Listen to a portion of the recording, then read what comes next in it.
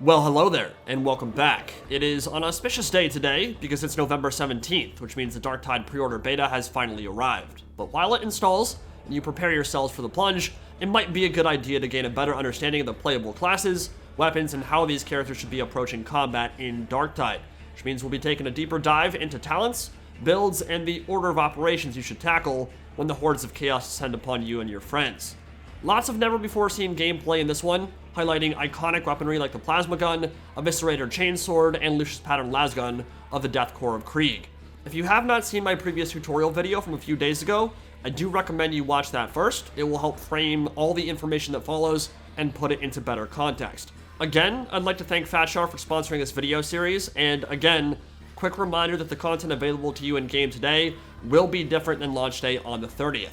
This pre-order beta period will begin with only a limited selection of what the total game will offer, but more weapons, missions, and enemy types will be rolled out periodically over that 2-week span until the full game is released at the end of November. Now, when it comes to the playable classes in Darktide, each of them have their own unique talent tree, passive abilities, and career skills that give them a unique edge and allow them to operate in a manner separate from their peers.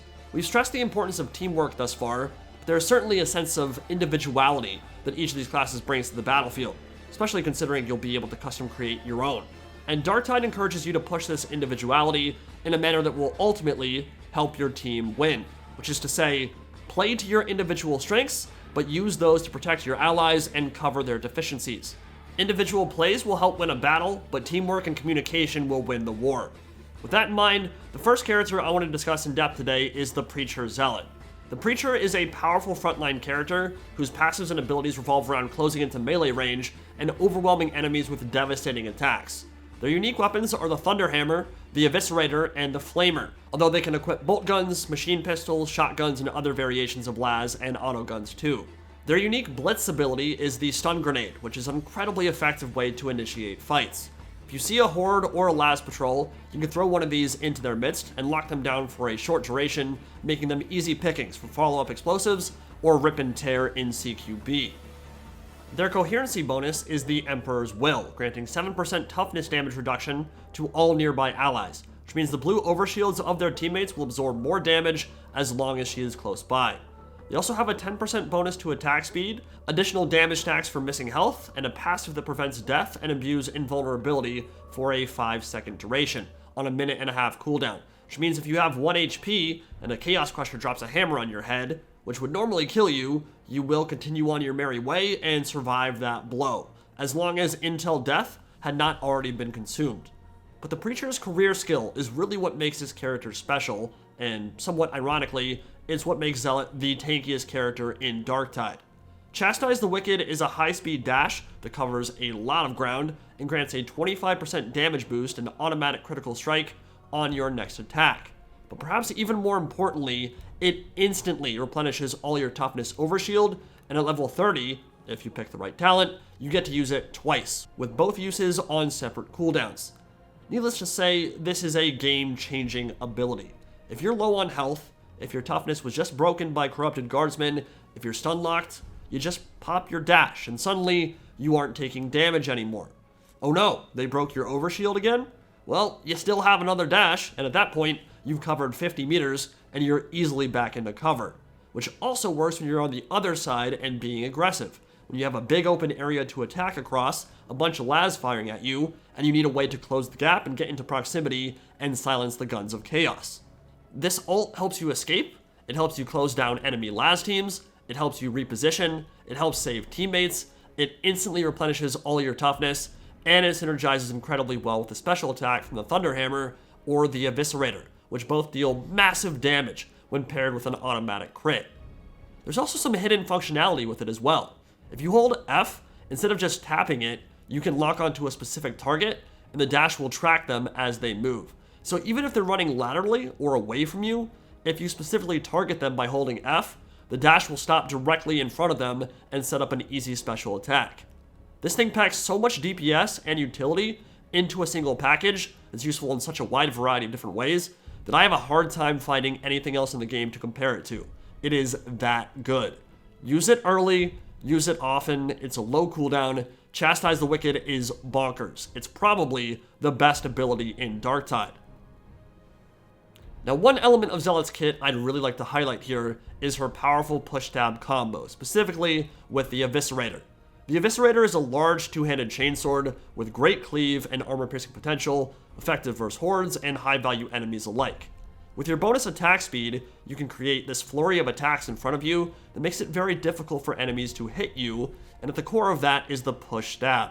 By holding block, then holding left mouse button, Zealot will push back the horde, then lash out with a horizontal head-level swing, and can immediately follow up with a light or heavy attack for another head-level swing. This thing is a decapitation, horde-cleaving machine, one that will keep you safe and slicing till the cows come home. Weave this in a lot when you're being overwhelmed, then dash away and reset if your toughness is broken. So, how should you play Zealot? What are the best setups and approaches to combat? What is your role in the team? Well, one thing to keep in mind is that you should never solely be responsible for any one thing. Your gear and talent selection will naturally inform your role to an extent, but you should always be prepared to move outside of that and help in other ways if that is what your team needs.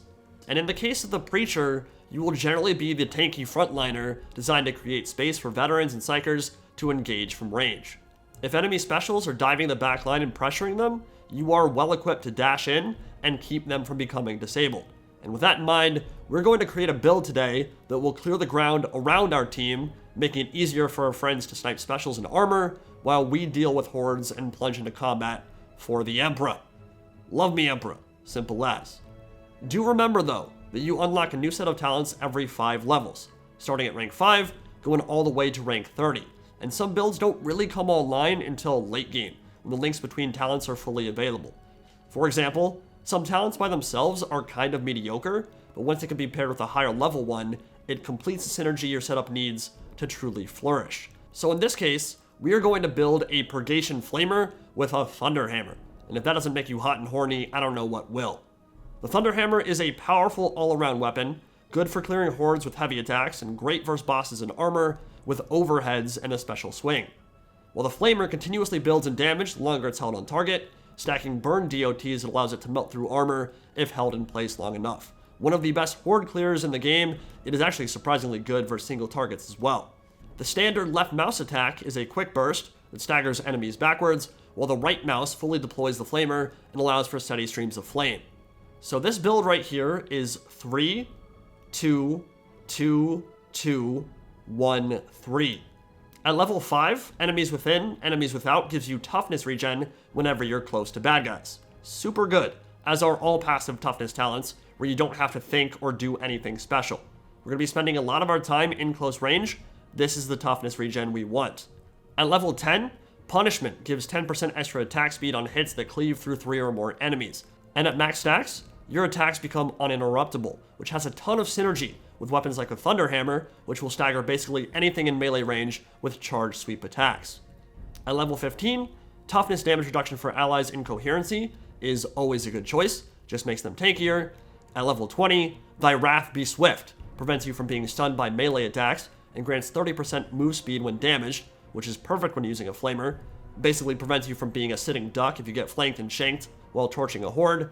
And at level 25, Emperor's Executioner grants up to 25% increased range damage based on proximity to the target, which means the closer you are, the more damage your Flamer does. Perfect for this build. You're essentially always benefiting from a substantial amount of bonus burn because you're always up close. Finally, at level 30, it's very difficult for me to leave the double ult at home. Again, so much utility, sets up so much DPS and special attacks. I love having that second use of the ult, and both of them are on separate cooldowns, so I can use them whenever. So that is the Zealot. Let's move on to our next class, the Psyker. Witness your doom!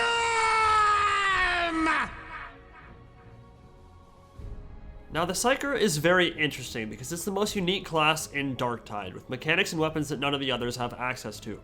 Naturally, this character pulls its powers from the warp itself, releasing energy bursts and popping heads from a long distance away, which means it is a backline combatant, inherently squishy, but arguably the best class in the game for dealing with high-value threats. Crushers, Maulers, Bulwarks, Specials, none of them have long to live with a good Psyker on your team, and it all revolves around Brain Burst, which is the main tool you want to rely on. Brain Burst is incredible. It is a long-range elite killer that replaces the Psyker's grenade key and allows you to deal massive damage and automatic headshots through super armor. You use it by pressing G, highlighting a specific target and charging it up to full, at which point you will typically one-shot anything up to a close assault trooper, while certain specials, elites, and bosses will require 2 or 3 uses to get the job done. However, you must be careful, because when using any psychic ability, no matter what it is, you will generate Perils of the Warp, and will start seeing hentai tentacles at the edges of your screen the higher this meter builds. This represents the pull of chaos and of demons, and if you allow this meter to build past 100%, you will explode, instantly downing yourself and putting your team in a potentially terrible position. The way you get around this is by quelling, which is to reduce your overcharge meter by meditating, or by using your ultimate ability, which is called Psykinetic's Wrath, exploding a large force field around you, knocking back enemies, and instantly purging your meter back to 0. You can also just stop casting spells, which will automatically and passively drain your psychic meter after a short duration. Passive quelling speed has increased substantially since the beta, but you can no longer cast spells at 98% peril and play constantly at that near 100% threshold, because you will explode yourself. To safely brain burst, you now need around 80 to 85 peril. Any more than that, and you can expect to get tickled by Slanesh in the afterlife.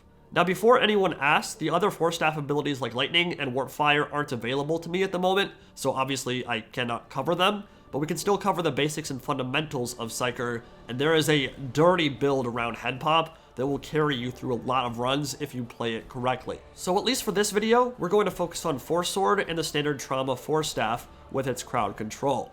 Now when it comes to Psyker's passives, when you're near allies, they will gain 10% damage against elite enemies, and any kill has a chance to quell 10% of your peril. One of the more unique elements of Psyker are warp charges, which are gained every time you kill an enemy with Brain Burst. These charges grant additional damage and last for 25 seconds, allowing you to stack them up to 6 times if you have the right talents. That means up to 18% extra damage on all of your attacks at max stacks, but you will lose all of them if you allow half a minute to pass without refreshing the buff. So most of your gameplay will revolve around head-popping elites as frequently as possible, exploding Poxwalker hordes with the AoE attack on the Trauma Staff, building up your perils, then purging all of it with Psykinetic's Wrath. Now, a very important point to mention about Brain Burst is that you can continue the animation without looking at your target. You just need initial line of sight, and you just need to start the animation. As long as it has begun, and you don't cancel it, you can dodge, turn around, shake your butt, and look at anything else on the map until their head actually pops. So don't feel the need to stand there in the open, looking at the target directly, eating las fire in your face. In fact, your first priority should often be to begin that lock-on, continue holding left mouse, and dodge your way back into cover. You can also pre-charge it without an enemy to target, so if you hear special sneaking through side alleys about to ambush you, you can peek the corner you know they'll appear at, and immediately crack their skull the moment they appear, by holding down right mouse. The Trauma Staff is very straightforward. It has a single target attack with force balls that are somewhat unimpressive. I don't recommend using it all that much, but the heavy charge attack draws an expanding circle on the ground, like the Conflagration Staff from Vermintide 2, and at its max width, it will unleash a powerful explosion that will cut the legs out from under dozens of groaners and effectively one-shot enemy hordes. When you're not head-popping specials and elites, this is what you want to be using. On the melee side, the Force Sword is a very smooth and stylish armor-piercing weapon and a headshot machine. The special attack of the Force Sword imbues your melee weapon with psychic energy, as your next attack will deal a devastating blow and force push your enemies' heads off if you land a good strike. It also has a unique push attack that costs peril, but has additional stagger and space clearing properties that most other weapons cannot replicate. As with everything else on the Psyker though, these in combination can generate a lot of peril, so balancing your warp meter appropriately is one of the biggest learning curves you will have to undergo. So what we're going to highlight today is a build that will supercharge your brain bursting potential and allow you to quickly eliminate huge numbers of high value targets in quick succession. This build is 2-2-2-3-1-3. 20% toughness regen every time you kill with a warp-based attack means head pops are good, and Trauma Staff explosions are great, because it's instant 100% replenishment of your overshield when you blast a horde. 6% peril resist from Inner Tranquility means you get to cast a lot more, especially considering we're pairing it with Warp Battery for 6 warp charges instead of 4 at level 25. That is a 36% peril reduction at max stacks, so we get to cast a lot more. Psykinetics Aura for a cooldown reduction on your ult. Every time we kill an elite, synergizes perfectly with our kit here, as does Mind in Motion for full movement speed while quelling. Kinetic Barrage at level 30 brings the whole build together, because it's the only talent in that row that does not purge our warp charges, and by not expending them, we can continue that telekinetic deluge that makes Psyker so powerful. Even more importantly though, for 10 seconds after using our ult, Brain Burst charges 25% faster and consumes 50% less peril, which is insane. As you've seen in the gameplay shown thus far, anytime you start to feel overwhelmed or need to clear the screen of elites, you press F, purge all your peril, and immediately turn into a cranium-splitting raid boss. It becomes comical how quickly the scary enemy types start dropping, and you're going to be barely generating any warp while you use those spells for the next 10 seconds. A well-played Psyker has potentially the biggest upside of any character in Darktide. The skill ceiling for this class is sky high, as is its DPS. But do remember, you are the squishiest character in the game, bar none. If your allies aren't doing a good job of keeping backline harassers away from you, and if you're not helping yourself on that front with good positioning and awareness, the Psyker can feel somewhat underwhelming. It's easy. It's an easy game. It's not easy. Oh! Oh my god. It's easy. Oh! Oh! Oh my god, dude. Okay, it's time for the Skullbreaker, and it's all Ogryn now. If you're looking for a frontline slab of meat who's dumb as a brick but loyal to a fault and absolutely adorable, the Ogryn is probably the character for you. In some ways, he's Darktide's main tank, but as I said in my tutorial video a few days back, I would caution you against thinking of him as a real tank, because in my opinion, the only character who's ever truly fit that bill in this series is the Dwarf Ironbreaker, and he has some kit that Ogryn doesn't that makes him more designed for that role. The Ogryn is not designed to take hits. Rather, he is there to absorb aggro and focus by pushing, by staggering, by forcing enemies to look at him instead of the Psyker or Veteran, and he is there to smash through enemies like a Cadillac Escalade crashing down a bowling lane. Before I talk about all the good things that he does, I will say that in my experience, I feel he can struggle a bit on the highest difficulties because of that massive hitbox. Ogryn's perceived tankiness is tied to his HP pool, which has a base value of 300 compared to the 150 or 200 that comes standard for the other classes. The problem with that is that his toughness overshield is the same as Psykers and Zealots at 100. It's technically reduced with his thick skin passive, but believe me when I say you don't notice a difference when 30 guardsmen and 4 hotshot Laz are all turning you into Swiss cheese. And you have a big ass hitbox. Hiding from enemies and their range fire is not so easy. You will find very quickly that 300 HP, reductions or not, doesn't go very far on Heresy 4 or Damnation 5. Because he's such a juicy big target for Lazfire, his survivability isn't necessarily going to blow you away. With that said, there are some tips and tricks to help mitigate that problem, and I am not saying Ogryn sucks or anything of the sort. So let's talk about his kit. He has access to an entire arsenal of unique weapons, only logical considering he's about quadruple the size of a normal human and like 30 times as strong.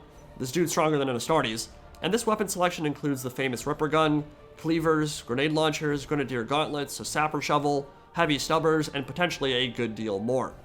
Have not seen the shock maul from Ogryn's trailer make an appearance yet, and I'd be surprised if there weren't some two-handed weapons laying around somewhere as well, but his most unique setup is probably the slab shield paired with the grenadier gauntlet, which turns him into a battle-hardened Bullgrin with incredible crowd control. Straight from the tabletop. As the only shield weapon currently in Darktide, the slab shield can do some really cool stuff. With its special on mouse 3, it can deploy into a one-strike testudo, blocking all incoming fire from the front, including sniper rounds, and consuming 0 stamina as the shots roll in. It will immobilize you, and if you're being flanked at all, you can still be hit, but in that cone directly in front of your line of sight, you are functionally immune to most direct fire weapons, which is pretty cool. That's not what makes it good though. The shield is powerful because of its charge attack combo, which you can do by holding down mouse 1, letting go, then holding mouse 1 again. It's a heavy cleaving, heavy staggering juggernaut that moves agonizingly slow with that combo, but is still an essential component of his kit. Use that heavy charge over and over and over again. Use it often, especially because the synergies it offers with his skill tree are incredible. We'll discuss them momentarily.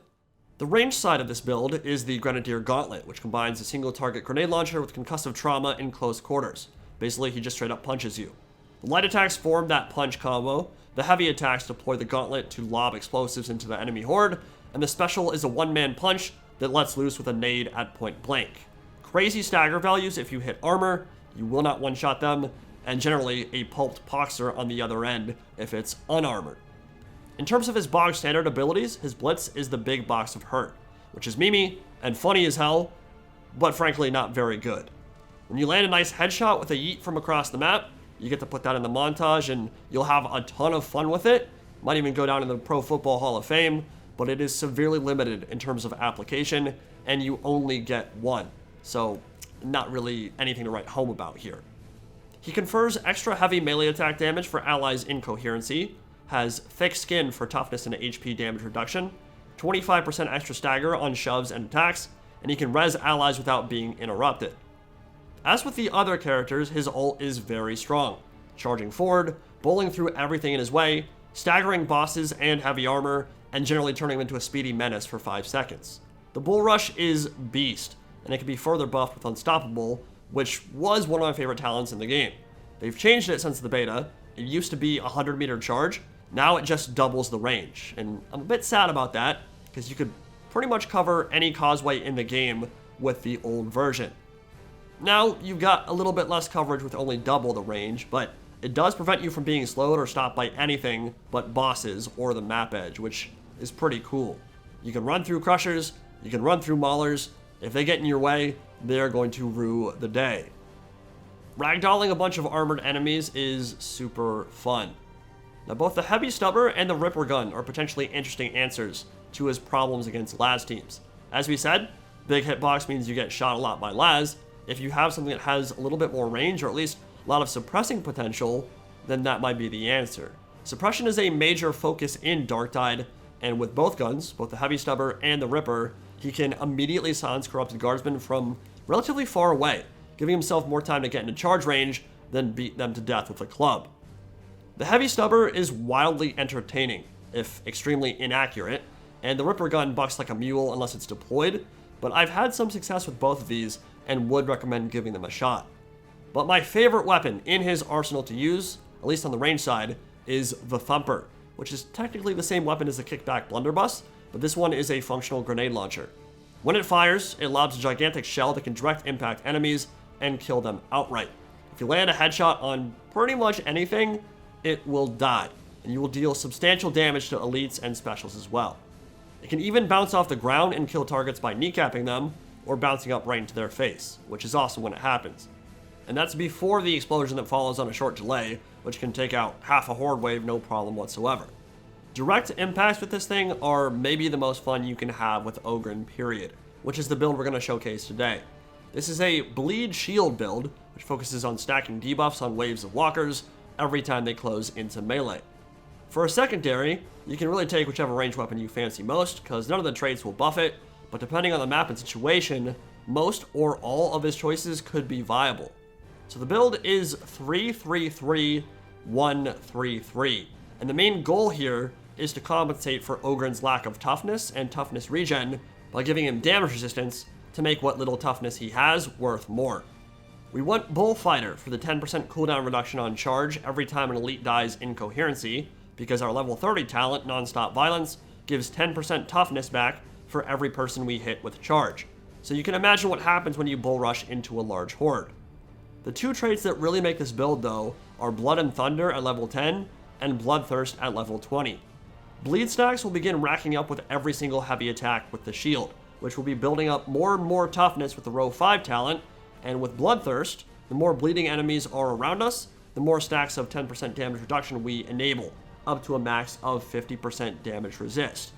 Does constant 50% damage resist sound good to you? Because it sounds good to me, and it is easy to get max stacks with that. That's child's play for the slab shield. You can easily cleave 10 or more per swing, and you only need 5 to get max stacks. So lots of toughness, lots of ult cooldown reduction, and as more and more bleed is stacked up on a big horde, the faster they start falling, which can pay big dividends on higher difficulties in those long engagements. You're definitely not great versus specials, and you tower over enemy hordes, which sounds cool, but isn't really a good thing when a bigger hitbox means you get shot a lot more by las. So you can still get shot, and you will a lot. But with the shield, you have a lot more protection now, a lot of survivability on the front line if you use the shield well, and surprising DPS and control when armor and big boys start showing up. It's a really fun build, highly recommend it. Oh, and as far as I can tell, never take the knife through butter talent at rank 25. Fully charging attacks is silly. You almost never do it with any weapon in the game. It just makes you slow and leaves you open to attack, and infinite cleave is not a useful trait on a shield that already has a ton of cleave. Now go bleed some heretics and report back. Finally, the veteran sharpshooter is the last on our agenda today. This is the standard guardsman hailing from the now ruined fortress planet of Cadia, except he has a wide and exotic array of weaponry to choose from, rather than being dust scattered near the Eye of Terror. From the Akatran pattern lasgun of the Elysium drop troopers that goes full auto, to the Lucius pattern lasgun of the Death Corps of Krieg, a huge selection of auto guns, plasma guns, bolt guns, and more. If you want to play Darktide like a traditional FPS game, Veteran is probably the class for you.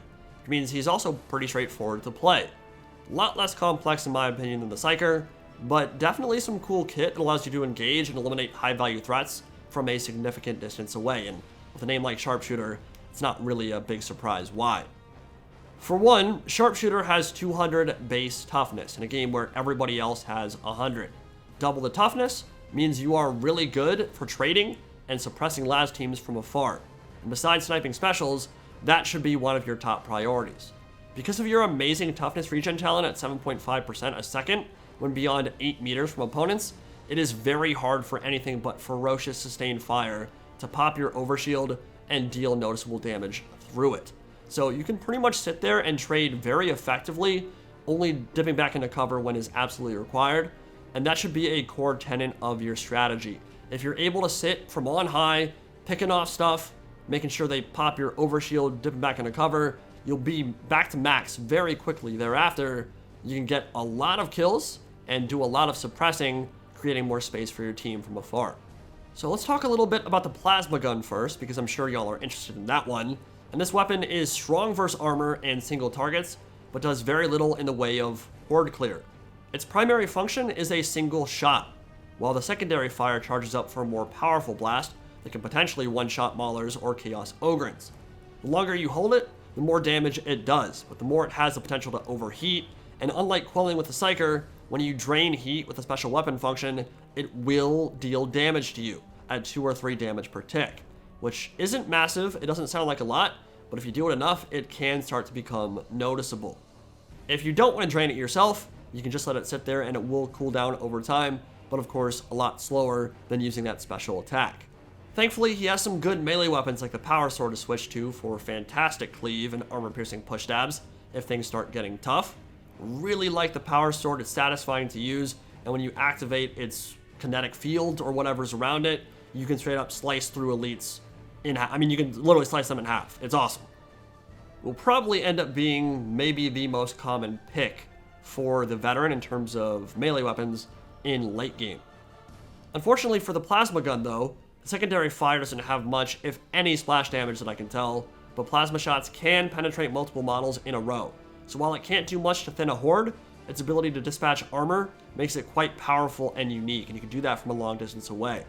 Not to mention it has an incredibly unique aesthetic. Seeing those quills glow blue and opponents explode into showers of gore, it's a great addition to the game. Now, the Lucius pattern lasgun of Krieg is really cool too, because it has an affixed bayonet that chops like an axe, perfect for headshotting lone enemies, although you don't really want to wade into a horde wielding that bayonet, probably won't work out too well for you. It also has an overcharge mechanic that multiplies its weak spot damage.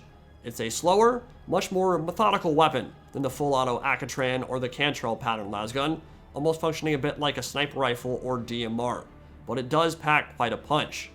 The issue I was personally having with it was that once enemy las teams started firing back at me, it was very difficult to stay on target, and my aim kept bouncing all over the place as I was being suppressed.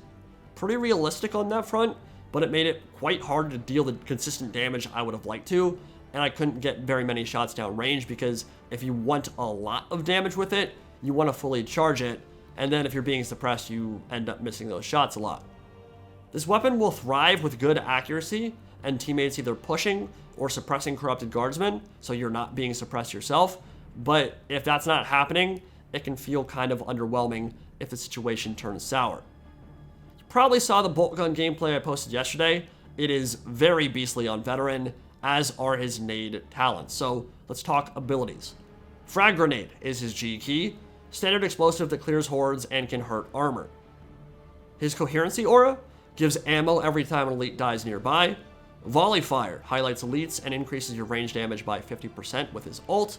You deal 15% extra weak spot damage, so make sure you line up those headshots, and you passively gain 40% extra ammo reserve, which means for ammo-starved weapons, like the shotgun or the bolter, you get more value than any other class.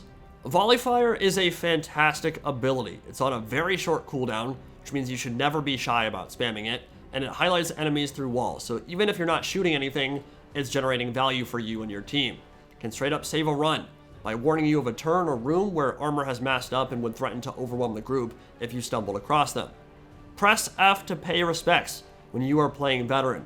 Constantly, without mercy, use your ult off cooldown basically, and you will thoroughly enjoy a special start dropping to well-placed headshots. Doesn't even have to be you.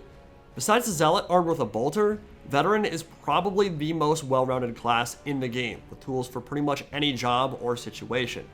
The strat I've had by far the most success with on Heresy 4 is by building around grenades, getting a free one every 45 seconds, and giving nades to my allies on kill in coherency. Stacked up with the double bleed from Fragstorm, and you can constantly throw explosives anytime armor starts massing up and you're being overrun. And there's no friendly fire damage, so you can basically throw them at your feet, block, and then everything in front of you will just start exploding. Maybe a little bit silly, maybe a little bit OP, but definitely a worthy try if you want to give Heresy 4 or Damnation 5 a shot. It's a lifesaver and extremely good, as demonstrated 3 weeks ago in my Grenadier video, even though we lost that run. But if you want to build for long range, arm's length toughness replenishment when enemies are more than 8 meters away just feels like an auto-include in most situations. As I've said before, any of the toughness regen talents that don't make you think, where you don't have to do anything specific, are usually really good. If it's just passively happening, you don't have to do anything for it, you're going to be getting a lot of value out of it. Then we'll go Sniper for up to 25% extra damage from long range, highlighting specials and non-Ogryn elites, toughness reduction while in volley fire, crit chance and sway reduction, and additional 25% weak spot damage while marking scab gunners for my team, who are a brutal enemy on Heresy 4 and higher. That hotshot Laz is devastating. You cannot suffer the heretic to live. Cool thing about this build, whether you're running Plasma, Lucius Pattern Lasgun, or Bolt Gun, every time an orange enemy dies during volley fire, that duration will refresh, so you can rack up a seriously impressive body count with some good timing and accuracy. Pop your ult, see all the orange on the map, start shooting headshots, people will die, you'll be able to get a lot of kills while in volley fire. And those are the playable classes in Darktide. 4 on launch, 1 for each archetype.